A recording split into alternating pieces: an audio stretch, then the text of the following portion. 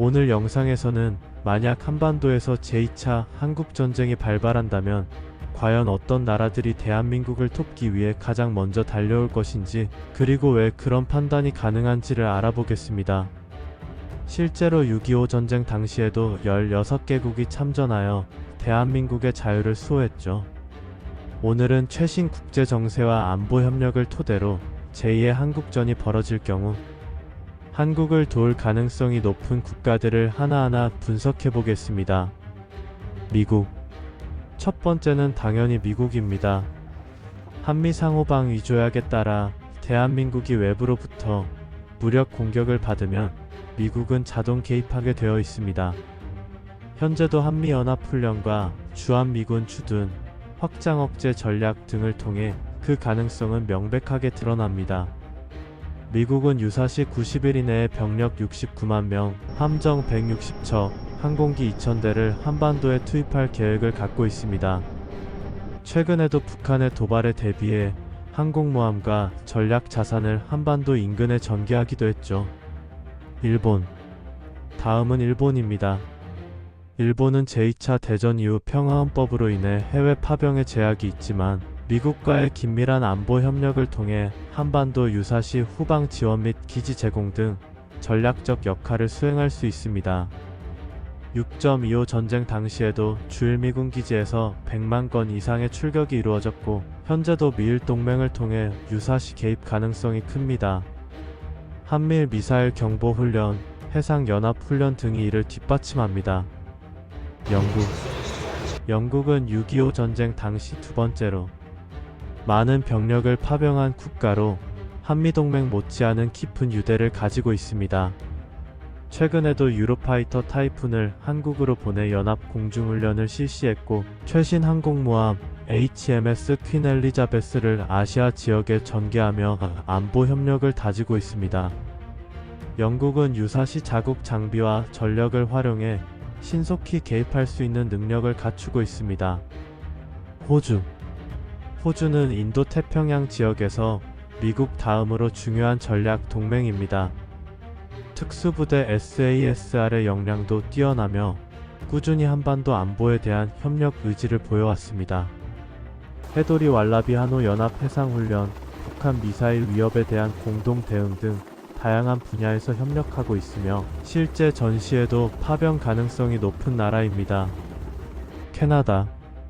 캐나다 역시 6.25 전쟁 참전국이며 현재도 UN 평화유지 활동에 적극 참여하고 있습니다. 한국과는 해군 간의 연합훈련 등을 통해 군사적 협력을 유지하고 있으며 미국과의 동맹을 바탕으로 유사시 개입 가능성이 높습니다. 독일. 최근 유엔군 사령부 후방기지국으로 정식 가입한 독일도 주목할 필요가 있습니다. 이는 단순 외교적 선언을 넘어 유사시 병력, 장비, 기지를 제공할 수 있는 의미 있는 조치입니다. 독일은 글로벌 방위 협력 확대의 일환으로 한국과의 전략 관계를 강화하고 있습니다. 필리핀은 6.25 전쟁 당시 아시아 국가 중 가장 먼저 파병을 결정했고 지금도 한국과 군사, 경제적 관계가 매우 우호적입니다. 수많은 한국산 무기를 무상으로 제공받았고 최근 연합훈련에서도 호흡을 맞췄습니다. 지리적으로도 가까워 신속한 파병이 가능하며 전통적인 우방으로서의 역할이 기대됩니다.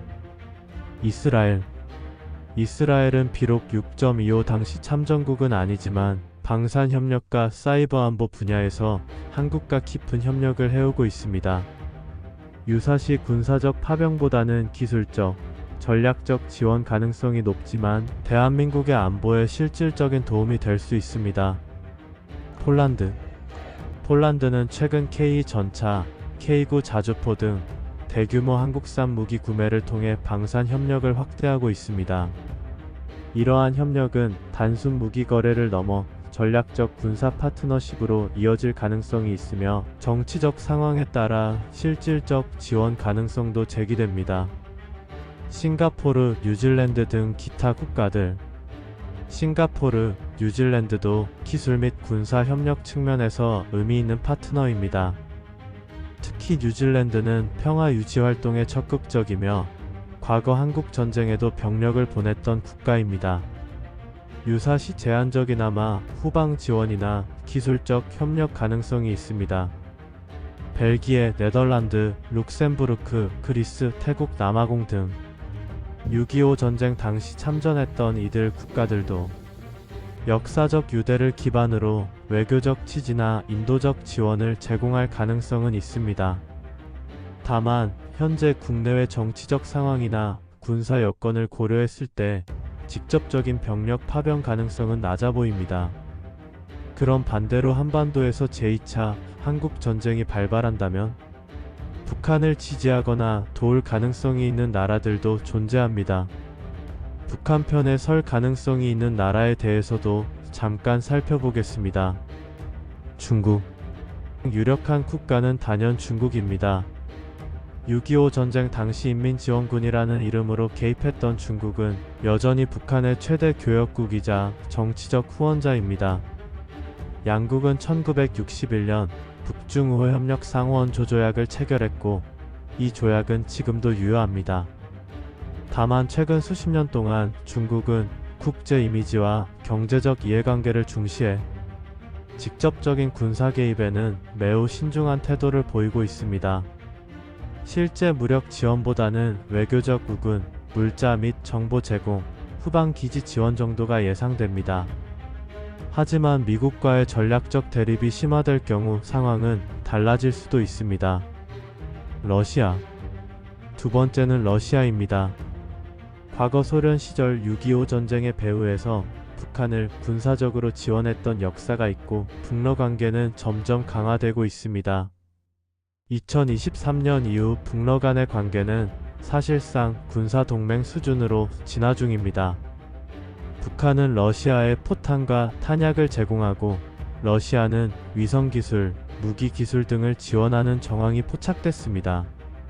실제로 전시 상황이 발생할 경우 러시아는 북한의 무기, 정보, 전자전 장비 등을 제공할 가능성이 매우 높습니다. 이란도 주목해야 할 국가입니다. 반미 정서가 강하고 북한과 기술무기 분야에서 오랜 기간 협력해왔습니다. 특히 미사일 개발 분야에서 북한과 협력 관계를 유지해왔다는 국제사회의 분석이 존재하며 이란이 비공식적으로 북한에 기술적 도움을 줄 가능성은 충분합니다. 전시 상황에서도 직접 참전보다는 후방에서의 장비, 기술, 사이버 지원 등이 예상됩니다. 시리아는 북한과 오랫동안 군사협력을 유지해온 나라 중 하나입니다. 화학무기 기술, 미사일 기술 교류 의혹도 존재합니다. 실제 전쟁이 벌어질 경우 시리아는 북한을 정치적으로 지지하고 UN 제재 저지 등에 협력할 가능성이 높습니다. 쿠바, 베네수엘라 등 반미 국가들. 쿠바와 베네수엘라 역시 반미, 반서방 노선을 고수하는 국가들로 북한과 정치적으로 가까운 관계를 맺고 있습니다.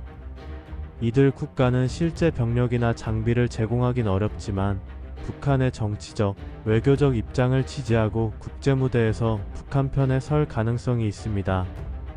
기타 국가들 비공식 지원 가능성. 파키스탄 공식적으론 중립을 유지하겠지만 핵무기 기술, 초기 개발 과정에서 북한과 교류가 있었던 만큼 기술적 연결 가능성이 있습니다.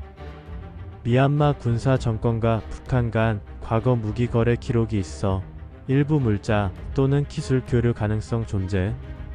북한을 군사적으로 직접 도울 국가는 거의 없을 것으로 보입니다. 하지만 중국, 러시아, 이란, 시리아 등 일부 국가는 정치적 지지 또는 비공식적인 군사기술 지원을 제공할 가능성이 높습니다. 하지만 대한민국은 미국을 필두로 일본, 영국, 호주, 캐나다, 독일, 필리핀 등 다양한 국가들이 지원할 가능성이 높습니다.